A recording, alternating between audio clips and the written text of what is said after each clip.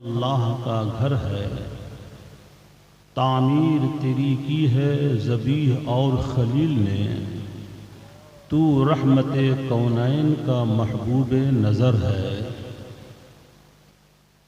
حضرات، آیت مبارکہ پر کچھ عرض کرنے سے قبل آئیے ہم سب مل کر بارگاہ رسالت مآب سرور کونین سلطان دارین رحمت عالم جان کائنات جناب احمد مجتبی محمد مصطفیٰ صلی اللہ تعالی علیہ وسلم کی مقدس بارگاہ میں ہدیہ درود و سلام پیش کرنے کی سعادتیں حاصل کیجیے۔ پڑھیے اللہم صلی علی سیدنا و نبینا و مولانا محمد معلم الجود والکرم و آلہ و صحبہ و بارک وسلم صلاۃ و سلام علیکہ یا رسول اللہ یا حبیب اللہ صلی اللہ تعالی علیہ وآلہ وسلم۔ تکلیف نہ ہو تو جو لوگ دور ہیں ذرا نزدیک ہو جائیں، یہ آگے بڑھ جائیے، جو کرسیاں خالی اسے مکمل کر لیجئے۔ سبحان اللہ، کافی دیر سے آپ حضرات نعت و مناقب کے اشعار پیش کرنے کی سعادتیں حاصل کر رہے تھے۔ محب گرامی حضرت علامہ مولانا مفتی صابر حسین صاحب کی دل نشیں آواز میں آپ حضرات نے نعت نبی سنا۔ استاد الشعراء حضرت تاج رضا اورنگ آبادی سے آپ نے خوبصورت کلام سماعت کیا۔ اللہ تعالیٰ سبوں کے علم میں عمر میں برکتیں عطا فرمائے۔ یہ حقیقت ہے کہ 15 روز سے بیمار ہوں، لیکن آج الحمدللہ آپ حضرات کی دعائیں، خصوصاً سرکار حبیب ملت کی خصوصی دعا کام آئی، جو آج آپ کے روبرو خطاب کرنے کے لیے حاضر ہوا ہوں۔ دعا کریں کہ حضور حبیب ملت کو اللہ تعالیٰ شفاء کامل عطا فرمائے اور ان کا سایہ ہم سبوں پر قادر قائم فرمائے۔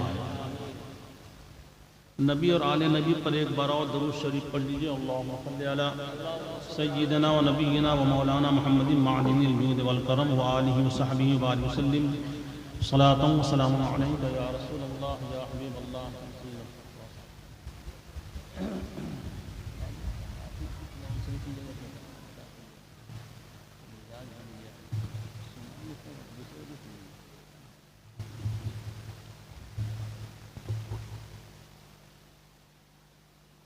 ایک شعر بہت پہلے میں نے پڑھا تھا، آج اتفاق سے وہ ذہن میں شعر آ گیا ہے۔ اگر آپ حضرات سننا چاہیں گے تو اجازت ہو تو میں پیش کر دوں۔ بول دیجئے سبحان اللہ۔ کہ یا رب مجھے زمانے میں زرد نہ مال دے،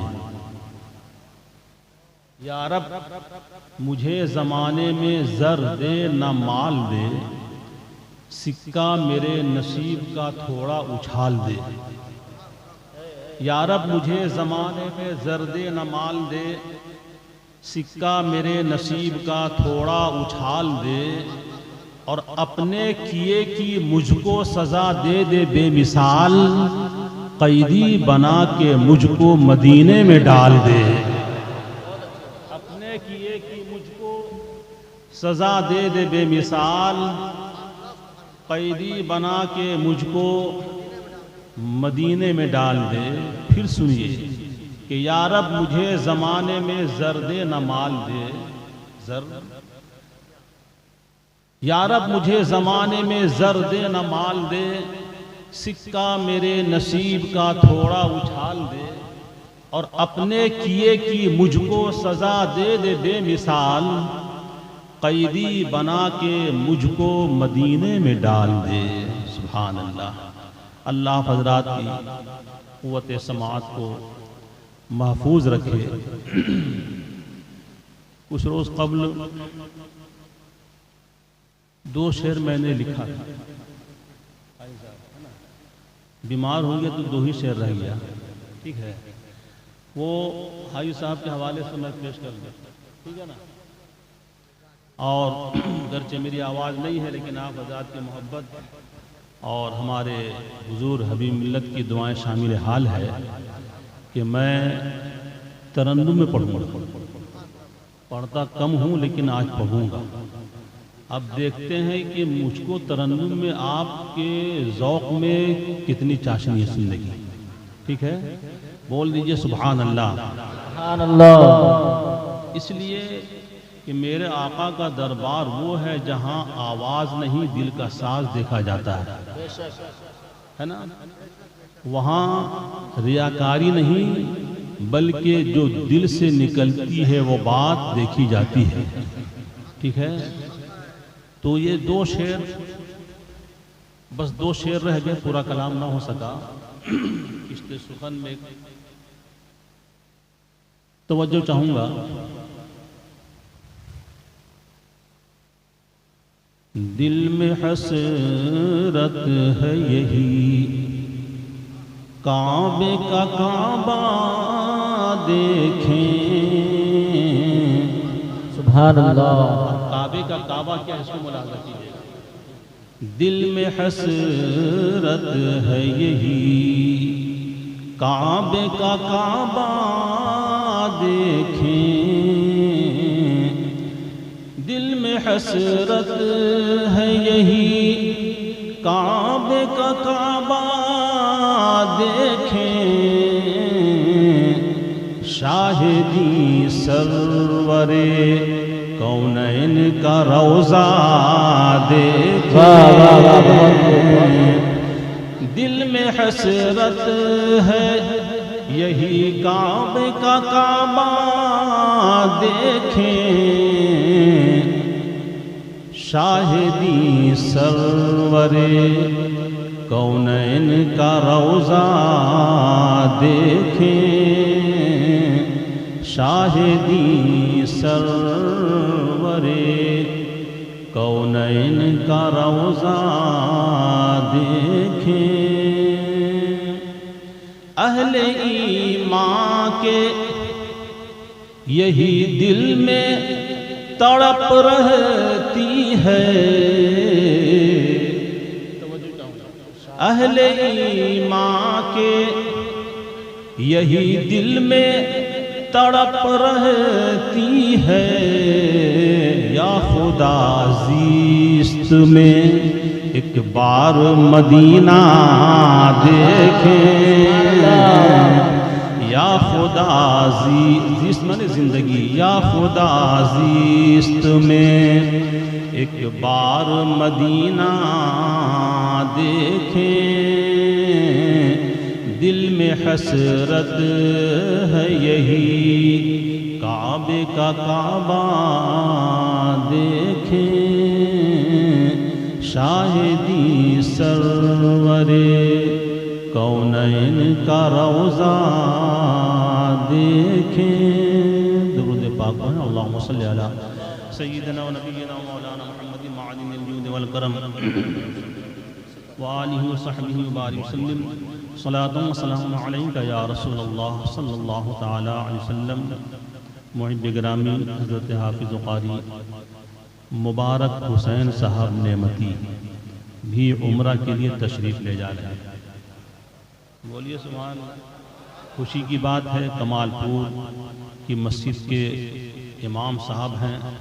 یقیناً ہم سبوں کے لیے بڑے فخر کی بات ہے، آپ حضرات نے جو محبتیں عطا کی ہیں، جو خلوص اور پیار دیا ہے، اللہ تعالیٰ اس محبت کو جب تک یہ رہیں سلامتی کے ساتھ رکھے۔ اور قاری مبارک صاحب جو الحمدللہ اچھے حافظ قرآن بھی ہیں اور بچوں کو درس دینے میں پوری دیانتداری کے ساتھ محنت بھی کرتے ہیں۔ اگر بات سچ ہے تو کہیے سبحان اللہ۔ اللہ تعالیٰ ان کے علم میں عمر میں برکتیں عطا فرمائے۔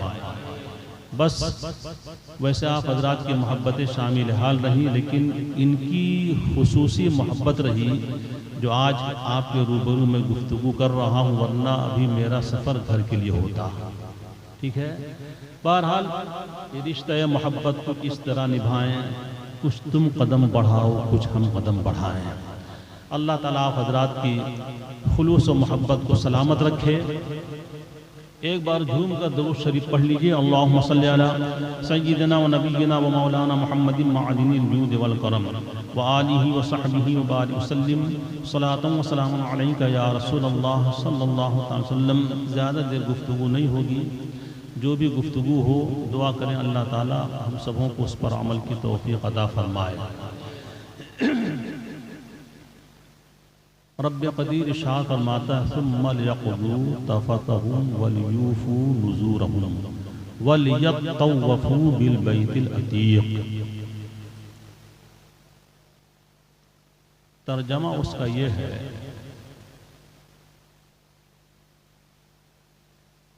کہ منتیں اتارو اور پاکی حاصل کرو اور آزاد گھر کا طواف کرو بالبیت العتیق. خانہ کعبہ کی عظمت اللہ تبارک و تعالیٰ نے اس طرح بڑھائی کہ آج تک کوئی بھی مائی کا لال خانہ کعبہ پر قبضہ نہیں کر سکا، اور صبح قیامت تک کوئی ایسا مائی کا لال پیدا بھی نہیں ہوگا جو خانہ کعبہ پر قبضہ کر سکے. ایک مرتبہ بھول سے ابرہہ نے کوشش کی تھی، لیکن ایسی شکست کھائی کہ لوگوں کے لیے تازیان عبرت ہو گئی. بھول سے کوئی سوچ بھی نہیں سکتا. اس لیے اللہ کا وہ مقدس گھر دنیا میں واحد ایسا ہے کہ جس اللہ کے گھر کا طواف کیا جاتا ہے. خدا کے گھر کا طواف دنیا میں بس ایک ہی گھر ہے، اب وہ خانہ کعبہ ہے. توجہ ہے نا؟ چلت پھرت کا ماحول بند کیجیے، جہاں ہے وہیں سنیے. ایک ہی اللہ کا گھر ہے جہاں طواف کیا جاتا ہے، عبادت کی جاتی ہے، اور عبادت بھی مشترکہ عبادت ہوتی ہے. یعنی مرد اور عورت ایک ہی صف میں رہ کر طواف کرتے ہیں. خدا کے گھر کی عبادت عورت اور مرد ایک ساتھ مل کر کرے، وہ ایک ہی گھر ہے جسے خانہ خدا کہتے ہیں، جسے خانہ کعبہ کہا جاتا ہے. اور دنیا میں کوئی ایسا گھر نہیں ہے. یہ مقام اور یہ فضیلت حاصل ہے خانہ کعبہ کو. 8-10 روز پہلے یہ ہفتہ روز ہو رہا کہ ہمارے نیجا بھائی وغیرہ سب آئے تھے کہ امام صاحب ہمارے یہاں کے جا رہے ہیں عمرہ میں، ہم لوگ کو ہونا چاہیے. کہیے کیا بات ہے؟ بہت خوشی کی بات ہے، مبارکباد. ہم لوگ کچھ کرنا چاہتے ہیں، کیجئے، میں پیش رہوں گا. بڑی خوشی کا اظہار کیا. اور بھی 2-4 لوگ ہمراہ تھے، سب سے ہم نام سے واقف نہیں. بہت اچھا لگا کہ امام کو یہ مقام دے رہے ہیں، بڑی خوشی کی بات ہے. کہیے میں کیا خدمت کروں؟ کہا کہ آپ کو اس میں رہنا ہے. ہم نے کہا کہ آپ دعا کیجئے صحت یابی رہے گی تو انشاءاللہ میں ضرور پہنچ جاؤں گا. آپ حضرات کی دعائیں رہیں. جمعہ میں خطاب ہوا اور اس کے بعد طبیعت اور زیادہ بحال ہو گئی. یہ فیضان سرکار مجاہد ملت اور فیضان سرکار نعمت ملت، دعائے حضور حبیب ملت. سمجھ رہے نا؟ بہرحال آج صبح ہی سے پورے علاقے میں شہرت کہ کمال پور میں ایک جلسہ ہونے والا. کیسا جلسہ ہو رہا ہے؟ ایسا جلسہ ہو رہا کہ 10 لوگ عمرہ کے لیے روانہ ہو رہے ہیں. زائرین حرمین شریفین 10 لوگ ہیں، اور اسی کی خوشی میں اہتمام کیا گیا ہے ایک جلسے کا، خوبصورت جلسے کا. میں نے کہا اچھا تو اتنی خوشی کیوں ہو رہی؟ جانے والے جا رہے، اس کو خوشی ہو رہی. نہیں، ہم بھی خوشی منائیں گے. جانے والے جا رہے ہیں، ہم بھی خوشی منائیں گے. میں نے کہا تمہارے خاندان کے کوئی فرد اگر لندن جاتا ہے، پیرس جاتا ہے، تاج محل دیکھنے جاتا ہے، تمہیں اتنی خوشی نہیں ہوتی؟ اور ایک فرد اگر مکہ کا سفر کر رہا تو تمہیں اتنی خوشی کیوں ہو رہی ہے؟ مدینے کا سفر کرنے کا ارادہ کر رہا ہے تو اپنے بھی خوش ہو رہے ہیں، بیگانے بھی خوش ہو رہے ہیں، خیش و اقارب بھی خوش ہو رہے ہیں، دوست احباب بھی خوش ہو رہے ہیں۔ آخر معاملہ کیا ہے؟ جانے والے کو جتنی زیادہ خوشی نہیں ہے، پہنچانے والے کو اس سے زیادہ خوشی اور مسرت ہو رہی ہے۔ آخر معاملہ کیا ہے؟ تو حضرت قاری انیس صاحب نے ایک جواب دیا، مولانا جانتے نہیں ہو، ارے پیرس کا سفر اور ہے، مدینے کا سفر اور ہے، لندن کا سفر اور ہے، مکے کا سفر اور ہے، اور امریکہ کا سفر اور ہے، دنیا کے کسی گوشے میں چلے جاؤ وہ سفر اور ہوگا، لیکن مدینے کا سفر اور ہوگا، مکے کا سفر اور ہوگا۔ ذرا اور واضح طور پر ہمیں بتا دیا جائے کہ مکے اور مدینے کے سفر میں آخر رکھا کیا گیا ہے، جس کی بنیاد پر ایک چھوٹا بھی خوش ہو رہا ہے، ایک بچہ بھی خوشی کا اظہار کر رہا ہے، ایک ضعیف العمر انسان ہے وہ بھی مسرت و شادمانی کا اظہار کر رہا ہے کہ ہمارے دیار سے، ہمارے گاؤں سے، ہمارے شہر سے، ہماری گاؤں سے ایک نہیں 10 لوگ عمرہ کے لیے جا رہے ہیں، زیارت حرمین شریفین کے لیے رخت سفر باندھ رہے ہیں۔ جانے والا جتنا خوش نہیں ہو رہا ہے، اس کے اقارب خوش ہو رہے ہیں، اس کے دوست و احباب خوش ہو رہے ہیں، اس کے رشتہ دار خوش ہو رہے ہیں۔ میں نے کہا اتنے لوگوں کو خوش ہونے کی کیا ضرورت؟ جو رشتہ دار ہیں وہ بھی خوش ہو رہے ہیں، جو رشتہ دار نہیں ہیں کم سے کم ایک جھلک دیکھنے کے لیے بےتاب ہے کہ جانے والے کون کون ہیں جو اس مبارک سفر کے لیے روانہ ہونے والے ہیں۔ ایک نظر ہم ان کو تو دیکھ لیں۔ اللہ اکبر۔ قاری انیس صاحب نے کہا اس لیے اس سفر کا مبارک ہونا ہے کہ دنیا کا کوئی سفر کرتا ہے اس میں وہ لذت نہیں ہے، اس میں وہ چاشنی نہیں ہے، اس میں وہ محبت نہیں ہے، لیکن مکے اور مدینے کا سفر ایسا ہے کہ جتنا قدم بڑھتا جائے گا اتنے اعمال میں نیکیاں لکھی جاتی رہیں گی، جتنے قدم اٹھتے جائیں گے ہر قدم کے بدلے اللہ نیکیاں عطا فرمائے گا۔ میں نے کہا قاری صاحب اور ذرا تفصیل سے بتا دیجئے، تو کہا حضرت ابو ہریرہ رضی اللہ تعالیٰ عنہ کی روایت ہے، طبرانی شریف کی حدیث ہے، پیارے آقا نبی کریم صلی اللہ علیہ وسلم نے ارشاد فرمایا کہ کوئی جانے والا اگر حج کے لیے جا رہا ہے، گھر سے نکلا ہے حج کی سعادت حاصل کرنے کے لیے، کوئی جانے والا اگر عمرہ کی نیت کر کے گھر سے نکلا ہے عمرہ کرنے کے لیے، ابھی خانہ کعبہ کو اس نے نہیں دیکھا، ابھی مدینہ شریف نہیں پہنچا، ابھی گنبد خضرا کی زیارت نہیں کی، اگر راستے میں اس کا انتقال ہو جاتا ہے تو ہمارے نبی فرماتے ہیں صلی اللہ علیہ وسلم کہ جب وہ جانے والا حج کو چلا، راستے میں انتقال اگر ہو گیا تو اس نے کعبہ کو نہیں دیکھا، مدینے کی زیارت نہیں کی، لیکن اس کا نصیبہ اتنا بلند ہو جاتا ہے کہ اللہ اس کو قیامت تک حج کرنے کا ثواب عطا فرماتا ہے، قیامت تک حج کرنے کا ثواب عطا فرماتا ہے۔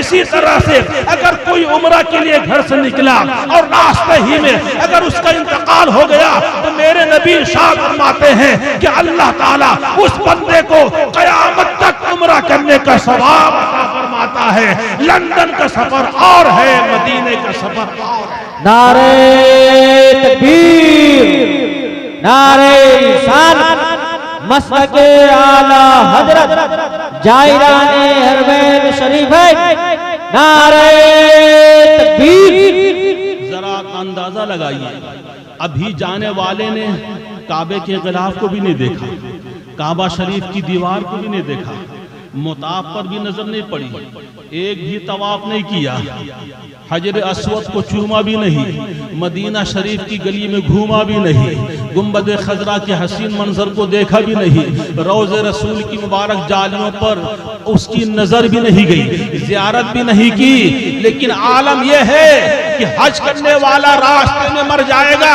قیامت تک اس کو حج کرنے کا اللہ ثواب عطا فرمائے گا۔ عمرہ کرنے والا راستے میں اگر انتقال کر جائے گا، اللہ تعالیٰ اس کو قیامت تک عمرہ کرنے کا ثواب عطا فرمائے گا۔ میں نے کہا یا اللہ شان کیا ہے، کتنی قدرت کتنی بلند ہے۔ ابھی دیکھنے والا ایک نظر کعبہ کو نہیں دیکھا، اس کا مقام اتنا بلند نے کر دیا، اور جو اپنے ماتھے کی آنکھوں سے کعبہ شریف کو دیکھے گا اس کا کیا مقام بلند ہوگا، جو اپنے ماتھے کی آنکھوں سے مدینہ شریف کی زیارت کرے گا، گنبد خضرا کی زیارت کرے گا، اس کا مقام کیا ہوگا۔ میرے نبی ارشاد فرماتے ہیں جو صدق دل سے اور ایمان کے ساتھ کعبہ شریف کا اگر طواف کرتا ہے تو اس کا مقام ایسا بلند ہو جاتا ہے کہ جیسے اس کے گناہ سارے ختم ہو جاتے ہیں، ایسا پاک و صاف ہو جاتا ہے جیسے وہ آج ہی ماں کے پیٹ سے پیدا ہوا ہے۔ واہ واہ، بہت لوگ آسان سمجھتے ہیں عمرہ میں جانے تو جا رہے ہیں، نہیں، یہ تمہارے لیے سعادت مندی ہے کہ مبارک سفر پر جانے والے مبارک لوگوں کا استقبال کر رہے ہیں۔ ممکن ہے کہ رب قدیر ان مبارک قافلے والوں کے صدقے میں تمہاری بھی بخشش قیامت کی دن کرے، اس لیے کہ میرے دیار میں آنے والے کا استقبال ہو رہا تھا، میرے گھر آنے والوں کا ان لوگوں نے استقبال کیا ہے۔ اب آئیے، چونکہ وقت زیادہ ہو چکا ہے اور حسب وعدہ جمعہ میں ہم نے ایک ٹاپک دیا تھا، حضرت صعصع بن ناجیہ رضی اللہ تعالی عنہ کی ذات سے تعلق جو ایمان افروز واقعات تھے، لیکن قلت وقت دامنگیر ہے، اس لیے معذرت کے ساتھ انشاءاللہ زندگی رہے تو آنے والی جمعہ اس کو تفصیل سے پیش کریں گے۔ ابھی صرف عمرہ کے تعلق سے جتنے بھی لوگ جو جا رہے ہیں میری طرف سے ڈھیر ساری مبارکباد، اللہ تعالیٰ حضرات کے اس سفر کو آسان فرمائے اور تمام ارکان کو صحیح ادا کرنے کی توفیق عطا فرمائے۔ عمرہ میں دو چیزیں فرض ہیں، ایک احرام باندھنا اور دوسرا کعبہ شریف کا طواف کرنا، ٹھیک ہے۔ ٹریننگ میں بتایا گیا ہوگا کہ احرام کیسے باندھیں گے، اس کے بعد کیا کریں گے۔ ایک احرام باندھنے کے بعد تلبیہ پڑھتے ہیں، نیت کرنے کے بعد تلبیہ ہے کیا، لبیک اللہم لبیک، لبیک لا شریک لک لبیک، ان الحمد والنعمت لک والملک لا شریک لک، اس کا نام تلبیہ ہے۔ 3 مرتبہ مرد کو اونچی آواز میں پڑھنا یہ سنت ہے، عورتوں کو آہستہ آواز میں 3 مرتبہ پڑھنا یہ سنت ہے، ٹھیک ہے۔ تو یہ تلبیہ ہوا۔ اب تلبیہ کی شان بہت کم ایسا موقع ملتا ہے، تلبیہ جو پڑھتے ہیں لبیک اللہم لبیک، اس کی شان حضور کی حدیث میں ملازم ہے۔ حضرت سیدنا ابو ہریرہ رضی اللہ تعالیٰ عنہ سے روایت ہے کہ حضور نبی کریم صلی اللہ علیہ وسلم نے ارشاد فرمایا جس نے تلبیہ پڑھا اس کے لیے بشارت دی گئی، اس کے لیے بشارت دی گئی، توجہ ہے نا، اس کے لیے بشارت دی گئی۔ صحابہ کرام عرض کرتے ہیں یا رسول اللہ کیا جنت کی بشارت دی گئی؟ سبحان اللہ، کیا جنت کی بشارت دی گئی؟ میرے آقا فرماتے ہیں کہ ہاں ہاں، تلبیہ پڑھنے والوں کے لیے خدا کی طرف سے جنت کی بشارت، خدا کی طرف سے تلبیہ پڑھنے والوں کے لیے جنت کی بشارت ہے۔ سبحان اللہ۔ اب سوچو تو صحیح، قدم قدم پر نیکیاں مل رہی ہیں، ہے نا، قدم قدم پر نیکیاں مل رہی ہیں۔ اللہ اللہ، وہ منظر آتا ہے کہ جب خانہ کعبہ پر پہلی نظر پڑتی ہے۔ حضور نبی کریم صلی اللہ علیہ وسلم نے ارشاد فرمایا کہ جب خانہ کعبہ پر پہلی نظر پڑے تو کعبہ شریف کو دیکھتے رہو اور جو بھی دعائیں کرو کعبے کی عظمت کے صدقے میں اللہ تمہاری دعاؤں کو قبول فرمائے۔ توجہ ہے نا، سنجیدگی سے سنیے، اللہ تعالیٰ آپ حضرات کو عمرے اور حج کی توفیق عطا فرمائے۔ حضرات، کچھ مسائل کا بھی ذکر بہت ضروری ہے۔ جب تک مسائل کی جانکاری نہیں ہوگی نہ وہ شخص صحیح سے طواف کر سکتا ہے، نہ صحیح کر سکتا ہے، اور نہ حجر اسود کو بوسہ لے سکتا ہے۔ سب سے بڑی بات یہ ہے کہ جب ہم طواف کعبہ شروع کریں گے تو کہاں سے شروع کریں گے، یہ ایک بہت بڑی بات ہے، اور اس مسئلے کو ہر جانے والے کے لیے جاننا بہت ضروری ہے۔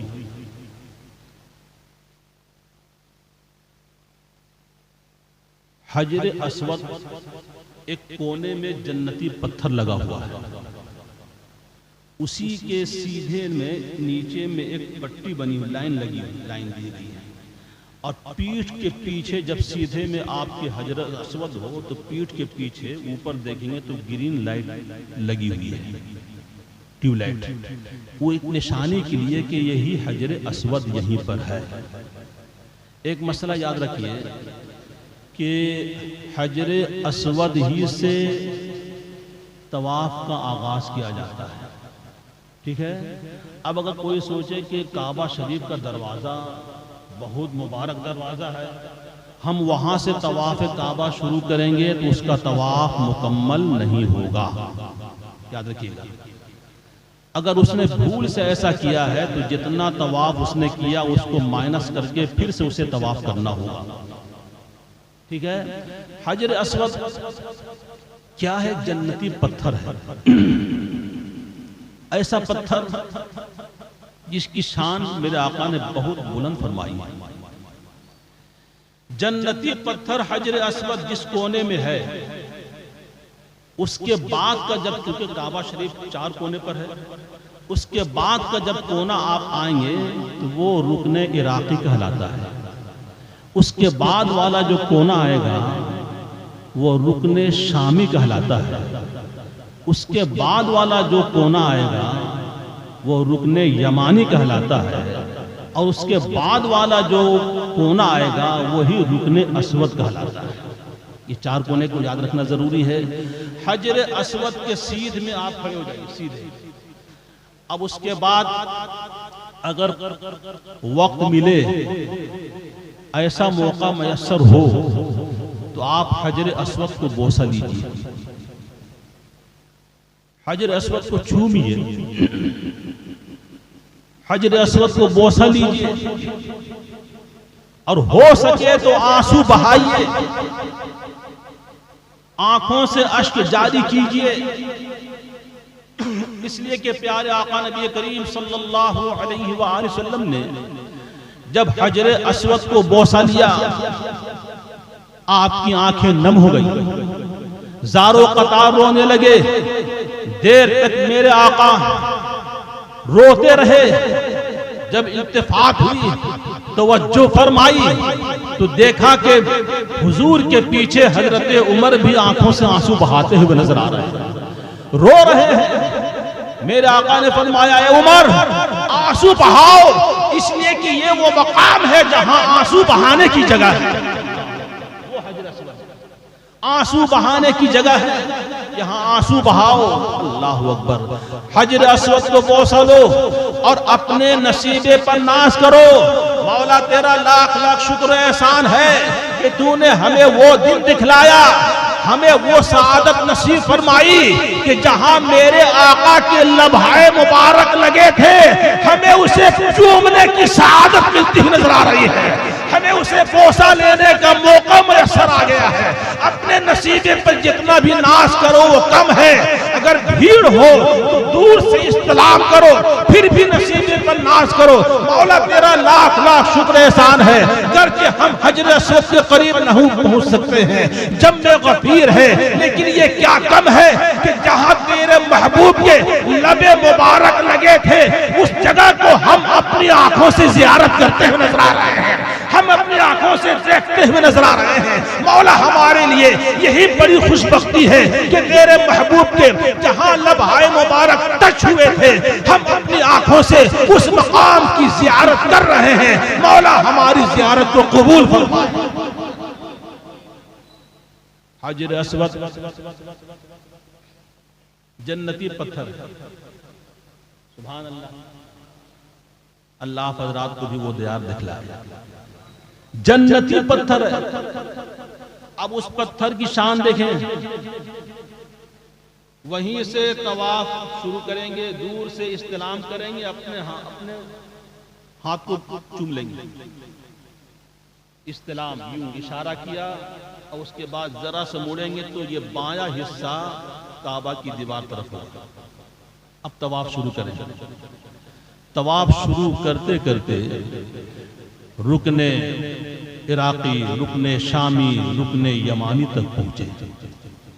اب رکن یمانی تک پہنچنے کے بعد رکن یمانی اور رکن اسود کے قریب درمیان میں جو دیوار ہے اسے مستجاب کہا جاتا ہے۔ جانے والے حضرات غور سے سنیں، رکن یمانی کے بعد جو رکن آئے گا وہ رکن اسود ہے، اور رکن یمانی اور رکن اسود کے درمیان جو دیوار ہے اسے مستجاب کہا جاتا ہے۔ کیا کہا جاتا ہے بولیے؟ مستجاب کہا جاتا ہے۔ اب مستجاب کی عظمت میرے آقا نے یوں بیان فرمائی، مستجاب وہ جگہ ہے، یعنی رکن یمانی اس کونے سے لے کر رکن اسود کے کونے کے درمیان جو جگہ ہے، جو دیوار ہے، وہ مستجاب کہلاتا ہے۔ اور مستجاب کی شان یہ ہے، میرے آقا ارشاد فرماتے ہیں کہ اس مقام پر 70,000 فرشتے طواف کرنے والوں کی دعاؤں پر آمین کہتے ہوئے نظر آتے ہیں، آمین کہتے ہوئے نظر آتے ہیں 70,000 فرشتے۔ اور یہ کوئی کہانی نہیں بلکہ حضور کی حدیث ہے، بولیے 70,000 فرشتے آمین کہتے ہوئے نظر آتے ہیں، یہ مستجاب۔ اور اس کے بعد پھر جب حجر اسود کے قریب آئے، پھر آپ نے استلام کیا، بس نصیب پر ناز کیجئے کہ ہم اس مقام پر استلام کر رہے ہیں کہ جس مقام کو میرے آقا نے اپنے لبوں سے بوسہ دیا ہے۔ ہم اپنے نصیبے پر ناز کریں کہ ہم اس مقام کی زیارت کر رہے ہیں کہ جس مقام پر میرے آقا نے اپنے لبھائے مبارک سے بوسہ دیا تھا حجر اسود کو۔ اس کے بعد استلام کرتے ہوئے آگے بڑھتے رہیں، طواف کرتے رہیں، طواف کرتے کرتے وہ مقام آ گیا۔ ایک مسئلہ یہ بتا دوں کہ کچھ لوگ جب مستجاب کے قریب پہنچتے ہیں، رکن یمانی کے قریب پہنچتے ہیں تو ٹھہر جاتے ہیں، رک جاتے ہیں اور رک کر کے دعائیں مانگتے ہیں۔ مسئلہ یہ ہے، یہ خلاف سنت ہے۔ مسئلہ یہ ہے کہ طواف کے دوران رکنے کی کوشش نہ کریں۔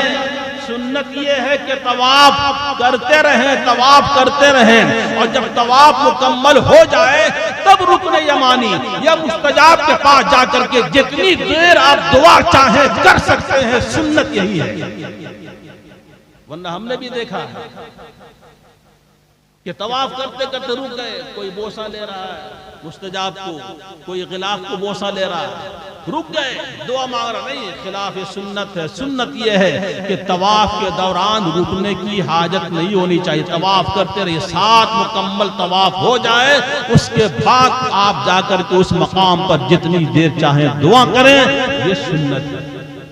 اب آئیے اس مقام پر کہ جب حجر اسود اور کعبہ شریف کے درمیان ایک جگہ ہے جہاں پر ایک روایت ملتی ہے کہ حضور نبی کریم صلی اللہ علیہ وسلم نے اپنے سینے کو کعبہ شریف کی دیوار سے لگایا، بولیے سینہ اقدس کو حضور نے کعبہ شریف کی دیوار پر لگایا، اپنے ہاتھ کو بلند کیا اور دعا فرمائی۔ میرے آقا فرماتے ہیں یہ وہ مقام ہے کہ جہاں بندہ جو دعا کرے گا اللہ اس مقام کے صدقے دعاؤں کو قبول فرمائے گا، اس مقام کے صدقے اللہ دعاؤں کو قبول فرمائے گا۔ حجر اسود ایک پتھر، لیکن اس پتھر کا مقام کتنا بلند، اس پتھر کا نصیبہ کتنا اونچا۔ حضور نبی کریم صلی اللہ علیہ وسلم ارشاد فرماتے ہیں کہ قیامت کے روز حجر اسود کو اللہ آنکھ عطا فرمائے گا، بولیے بولنے کے لیے، کلام کرنے کے لیے اللہ قوت گویائی عطا فرمائے گا، بولتے رہیے سبحان اللہ۔ وہ پتھر دیکھے گا بھی، وہ پتھر بولے گا بھی، کیا بولے گا کہ جتنے لوگوں نے حجر اسود کو بوسہ لیا یا جتنے لوگوں نے صبح قیامت تک حجر اسود کا استلام کیا، خدا کی بارگاہ میں وہ پتھر پہچان کر کے اس کے ایمان کی گواہی پتھر دیتا ہوا نظر آئے گا، اس کے ایمان کی گواہی پتھر دیتا ہوا نظر آئے گا۔ کیا مطلب کہ جس کے دل میں ایمان ہوگا وہ پتھر اسی کے حق میں گواہی دیتا ہوا نظر آئے گا، بے ایمانوں کے حق میں پتھر گواہی نہیں دے گا۔ ایمان کسے کہتے ہیں؟ عشق مصطفیٰ ایمان ہے، محبت رسول ایمان ہے، ہم اپنی جان سے زیادہ رسول کو جانے یہ ایمان ہے۔ حضور نے جو کہہ دیا وہ دل سے مانے یہ ایمان ہے، حضور نے جو بتا دیا اس پر عمل کرتے ہوئے حضور کو خوش کرنے کی کوشش کریں یہ ایمان ہے۔ اور میرے سرکار اعلی حضرت نے تو ایک فیصلہ کر کے بتا دیا کہ بخدا خدا کا یہی حیدر، نہیں اور کوئی مفر بقر، ارے جو وہاں سے ہو یہی آ کے ہو، جو یہاں نہیں تو وہاں۔ زندہ باد نعرہ تکبیر، نعرہ رسالت، مسلک اعلی حضرت۔ وہ پتھر گواہی دے گا، وہ لوگ بھی خوش ہوتے ہوں گے کہ میرے حق میں بھی گواہی ملے گی؟ نہیں، گواہی اسے ملے گی جس کے دل میں عشق رسول ہو، سبحان اللہ، جس کے دل میں محبت رسول ہوگی، جس کے دل میں محبت رسول ہوگی۔ اور ایک چیز یاد رکھیے، جس عبادت میں محبت رسول نہ ہو وہ عبادت نہیں ہوتی، اس لیے کہ محبت رسول ہی کے صدقے میں خدا عبادتوں کو قبول بھی فرماتا ہے نا، محبت رسول کے صدقے میں خدا عبادتوں کو قبول فرماتا ہے۔ زندہ اویس کرنی کی سنت کریں گے ہم، بن دیکھے مصطفیٰ سے محبت کریں گے ہم، بن دیکھے مصطفیٰ سے محبت کریں گے ہم، اور بے عشق محمد تو عبادت فضول ہے۔ اللہ اللہ، میں یہ کہنا چاہوں گا کہ حجر اسود وہ بھی پہچان رہا ہے کون ایمان والا کون غیر ایمان، وہ بھی پہچان رہا ہے کہ وہ بھی پہچان کر کے گواہی دے گا۔ حضور نے فرمایا ایمان کی گواہی دے گا، تو جس کے دل میں ایمان ہوگا وہ پتھر پہچانتا ہے کہ اس کے دل میں ایمان ہے، یہ صاحب ایمان ہے، یہ رسول کو اپنی طرح نہیں کہتا تھا، یہ رسول کو اپنے جیسا بشر نہیں کہتا تھا، بلکہ اس کا عقیدہ یہ تھا کہ خدا کے بعد اگر کسی کا سب سے افضل مرتبہ ہے تو مصطفیٰ جان رحمت کا ہے، رسول ہاشمی کا ہے۔ اور سرکار اعلی حضرت نے کیا خوب کہا کہ سب سے اعلیٰ و اولا ہمارا نبی، سب سے بالا وہ والا ہمارا نبی۔ ارے کون دیتا ہے دینے کو منہ چاہیے، دینے والا ہے سچا ہمارا نبی۔ ارے جن کے تلووں کا دھون ہے آب حیات ہے وہ جانے مسیحا ہمارا نبی۔ سارے اچھوں میں اچھا سمجھیے جسے ہے ان اچھوں میں اچھا ہمارا نبی۔ ارے سارے سچوں میں سچا سمجھیے جسے ہے ان سچوں میں سچا ہمارا نبی۔ غمزدوں کو رضا مجدہ دیجئے کہ ہے بے کسوں کا سہارا ہمارا۔ زندہ باد نعرہ تکبیر، نعرہ رسالت، کلام اعلی حضرت۔ وہ پتھر بھی بے ایمانوں کو پہچان رہا ہے۔ اس سلسلے میں جب ہم نے مفتی عثمان صاحب قبلہ سے دریافت کیا، بحمد تعالیٰ آج ہم سبوں کو ناز ہونا چاہیے، فخر ہونا چاہیے کہ اڑیسہ کی سرزمین پر ایک ایسے مفتی صاحب رہتے ہیں کہ جن کے سامنے میں باریک باریک مسئلہ لے جائیے تو وہ سمندر کو کوزے میں بھرتے ہوئے نظر آتا ہے۔ اگر نہیں تو یقین ہے تو جا کے دیکھ لیجیے، ملیے۔ اگر یہ کہا جائے کہ صرف دھام نگر نہیں، پورے اہل ایمان اڑیسہ کو ان کی ذات پر ناز کرنا چاہیے کہ ہمارے درمیان سرکار مجاہد ملت کی عطا سے ایسے عالم آئے ہیں کہ جو ہر محاذ پر ایسا کام کرتے ہوئے نظر آ رہے ہیں۔ باطل قوتوں کا جب سامنا کرنا ہوتا ہے تو ان کے پاؤں میں لغزش نہیں آتی ہے، بلکہ ڈٹ کر ایک پہاڑ کی چٹان کی طرح کھڑے ہو جاتے ہیں۔ ادھر آزما، تو جگر آزما، تو ہم تیر آزماتے ہیں، تو جگر آزما۔ میں شعر بھول رہا ہوں، مختصر یہ ہے کہ ایسا جواں مرد مفتی کہ جن کے سامنے میں بڑے بڑے کی بولتی بند ہوتی نظر آتی ہے۔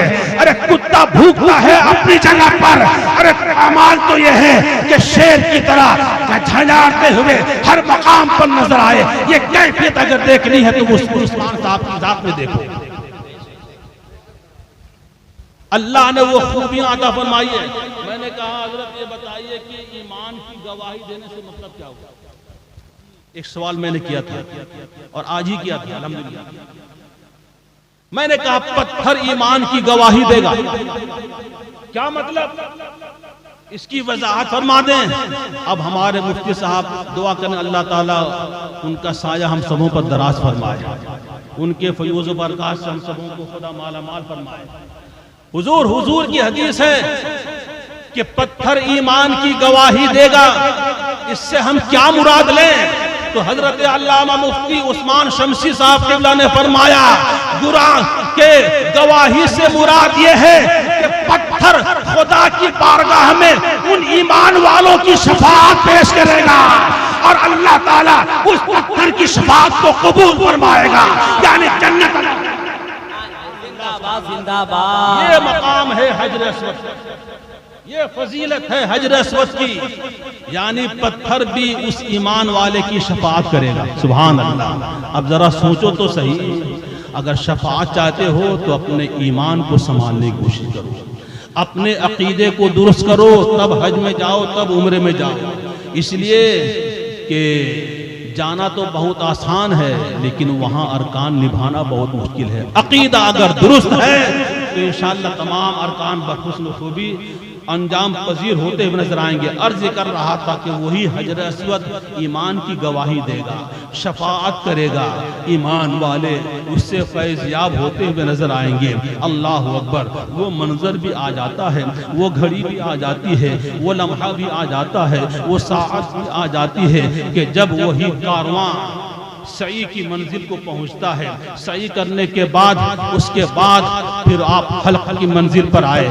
سارے تفصیلات ٹریننگ میں دیے جا چکے ہیں، لیکن آؤ ذرا اس دیار پربہار کی بات کریں جہاں دیکھنے کی تمنا ہر اہل ایمان کے دل میں مچلتی ہوئی نظر آتی ہے۔ اس دیار پربہار کا ذکر خیر کرتے ہوئے اپنے دلوں میں حرارت ایمانی پیدا کرتے چلیں، جہاں کے بارے میں کہا جاتا ہے کہ الہی دکھا دے یا الہی وہ مدینہ کیسی بستی ہے جہاں پہ رات دن مولا تیری رحمت برستی ہے۔ اللہ اللہ، وہی شہر مدینہ ہے، وہی شہر رسول ہے کہ میرے آقا نے ارشاد فرمایا اگر کسی کو موت آئے تو اگر وہ مرے مدینے میں تو کل قیامت کے دن ہم اس کی شفاعت کرتے ہوئے نظر آئیں گے۔ اللہ اکبر۔ وہ مدینے کی فضا خوشبودار ہے، وہ مدینے کی مٹی جس میں شفا ہے۔ میرے آقا نے ارشاد فرمایا کہ مدینہ میرا محبوب شہر ہے، مدینہ میرا پیارا شہر ہے، ایسا پیارا شہر ہے کہ اس کی ہوا میں بھی شفا ہے اور اس کی مٹی میں بھی شفا ہے۔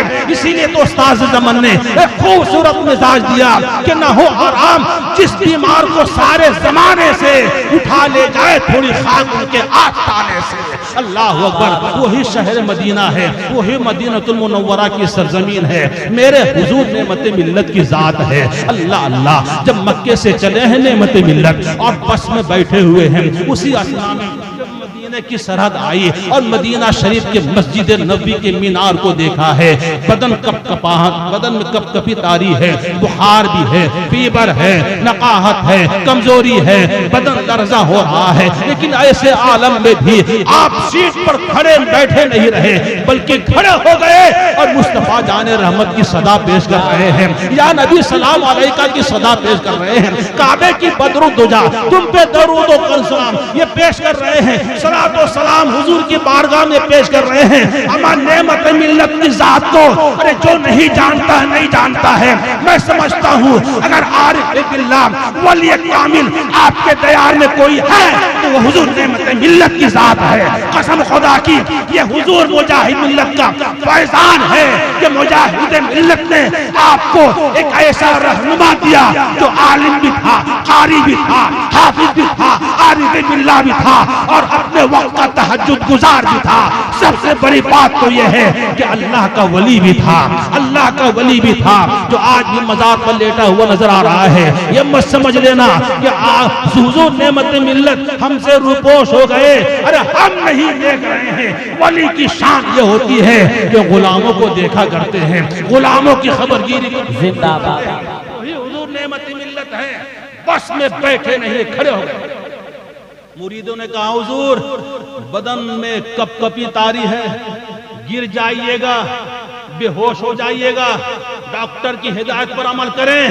میرے حضور نعمت ملت نے لرزتے ہوئے ہونٹوں سے ایک جملہ کہا، میرے چاہنے والوں تمہارے مشورے کے ہم قدر کرتے ہیں لیکن ایک بات یاد رکھو، یہ نعمت ملت کے لیے یہ نعمت اللہ قادری کے لیے اس سے بڑی خوش بختی کا پیغام کیا ہوگا کہ اگر حضور پر سلام پڑھتے پڑھتے نعمت اللہ کی موت آ جائے گی، مجھے یقین ہے قیامت میں میرا آقا ضرور شفاعت فرمائیں گے۔ یہ محبت رسول۔ اب سوچئے تو صحیح، ابھی مسجد نبوی کے مینار نظر آئے، کھڑے ہو گئے، محبت رسول میں سلام کی صدا پیش کر رہے ہیں، یہ نہ دیکھا کہ جسم کا کیا حال ہوگا اور کیسے دیکھتے۔ اللہ اللہ، ان کا تو دربار ایسا ہے کہ جہاں بیمار جائے تو شفا یاب ہو جاتا ہے۔ اللہ اکبر، وہی حضور نعمت ملت ہیں، جب دربار رسول پہنچتے ہیں آنکھوں سے آنسو جاری ہے، سسکیاں بندھی ہوئی ہیں، رو رہے ہیں اور دعائیں کر رہے ہیں۔ میرے اسلامی بھائیو، جتنے بھی لوگ جا رہے ہیں خبردار، علماء کرام نے فرمایا ہے، فقہاء کرام فرماتے ہیں کہ جب مدینہ شریف جاؤ تو مدینہ شریف کی مسجد نبوی کی رنگینیوں کو مت دیکھو، آپ روضہ رسول پر جاؤ تو ادب کے ساتھ اپنی نگاہوں کو جھکا لو، اس لیے کہ وہ دربار ہے جہاں 70,000 فرشتے صبح میں حاضری دیتے ہیں، 70,000 فرشتے شام کو حاضری کی سعادت حاصل کرتے ہیں۔